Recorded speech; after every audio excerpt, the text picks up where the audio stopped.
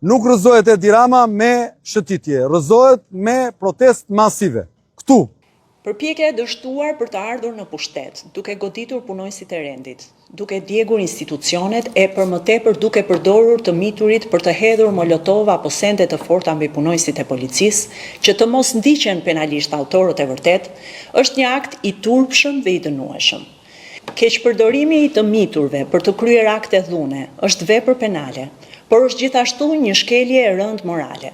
E këtu një rol të posaçëm mund dhe duhet të luajnë institucionet, shoqëria civile dhe vetë familja, për t'i mbrojtur këta të mitur nga përdorimi dhe instrumentalizimi me qëllime të errta të politikës kriminale.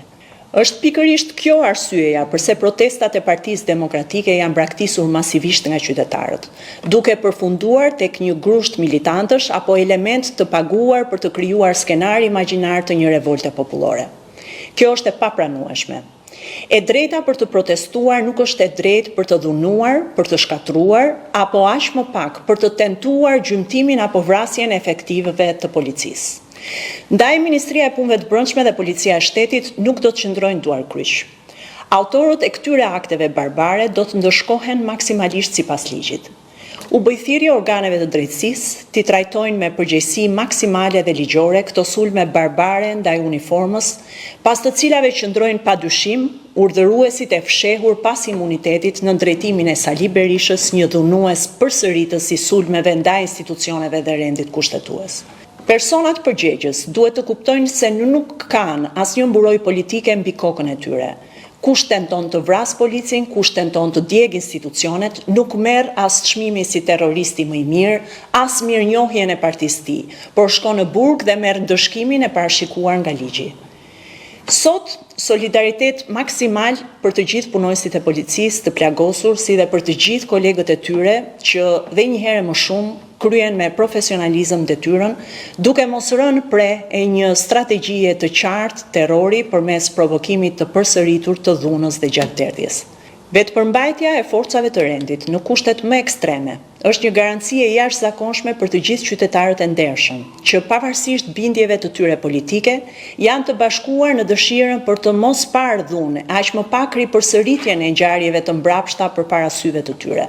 Nuk ka asnjë tërheqje përballë akteve kriminale të një minorance të dhunshme me maska që fshehin fytyrën por nuk mbulojnë dot qëllimin e tyre.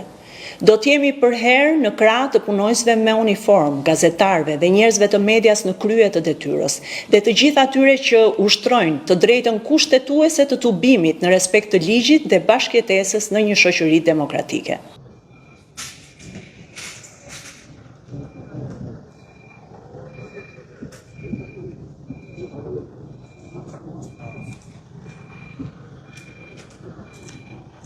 Po vazhdojmë prapë të sheshi. Sigurisht që këto ditë shumë më keni pyet, a do bashkoni, a jo kjo nga këto historitë.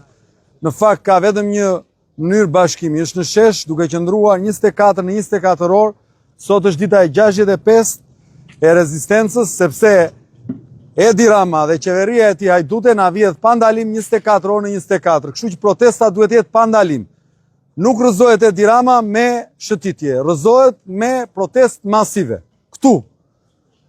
As në 10 molotova, duhet qëndres 65 ditë pa ndalim, do vazhdojmë derisa ky të iki sa të kemi mundësi fizike. Pastaj njerëzit e din vetë. Kjo është një betejë që nuk duhet të ndalet asnjë çast.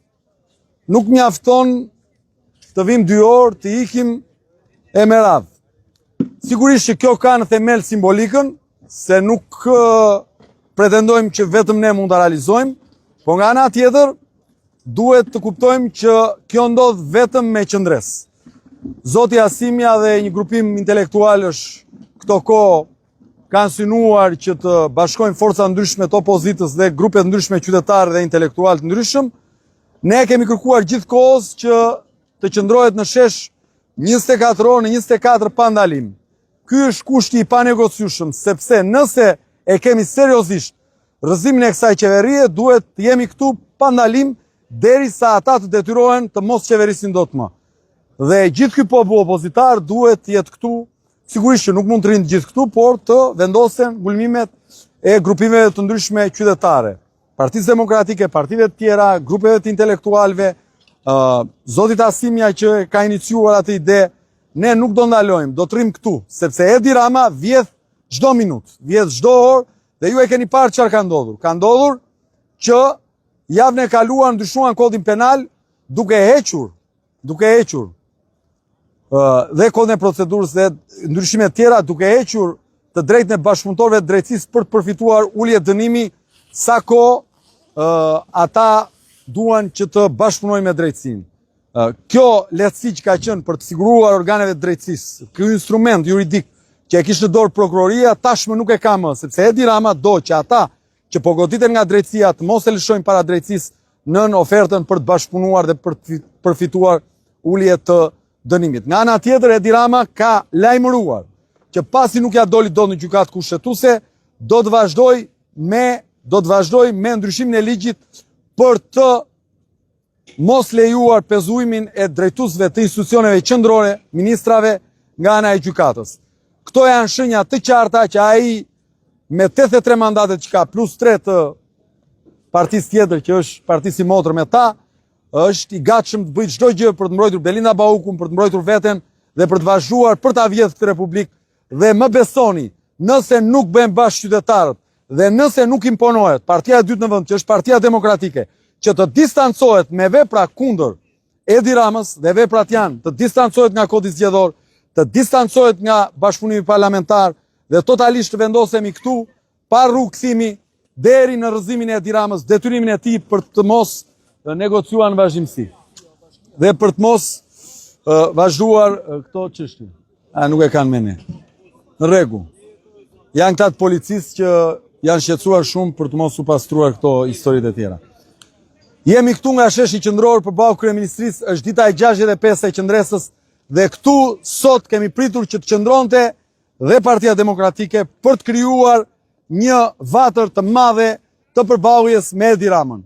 Konstatoj që kanë ikur, prisjat që të qëndronin, nuk kanë qëndruar, ne do vazhdojmë të qëndrojmë këtu sepse ne besojmë fort që ndryshimi dhe përballja me Edi Ramën duhet jetë çdo minutë të 24 orëve, çdo orë të 24 orëve, çdo sekondë të 24 orëve, siç ata na vjedhin pa ndalim dhe ne duhet luftojmë, duhet përballemi pa ndalim. Nuk është çështje. O hajdut, o hajdut. Edi Rama, o hajdut, o hajdut, o hajdut. Edi Rama, o hajdut, o hajdut, o hajdut. Edi Rama. Edi Rama, o hajdut, O hajdut, o hajdut. Edi Rama, o hajdut, o hajdut, o hajdut. Edi Rama, o hajdut, o hajdut, o hajdut. Edi Rama, o hajdut, o hajdut, o hajdut. Ju përshëndes nga sheshi, ne vazhdojmë të rrim këtu dhe jemi në pritje të atyre që kanë seriozisht betejën me Edi Ramën. Në ditë vazhdim do të njoftojmë protestat radhës për të mos u ndalur në këtë betejë e cila duhet jetë pa kthim. Ne po bëjmë maksimumin e asaj që mundemi. Çdo njeri që e ka seriozisht, çdo organizatë politike që e ka seriozisht, çdo grupim qytetar që e ka seriozisht përballjen me hajdutrin e Edi Ramës dhe qeverisë më hajdute që ai drejton, duhet të vendos. Sot është dita e betejës. Tashmë është koha që të bashkohen të gjithë kundër hajdutëve, pa ndalim këtu në shesh, pa ndalim deri në rrëzimin e tij. Nuk është çështje turizmi partijak, është çështje përballjes pa ndalim. Ju përshëndes.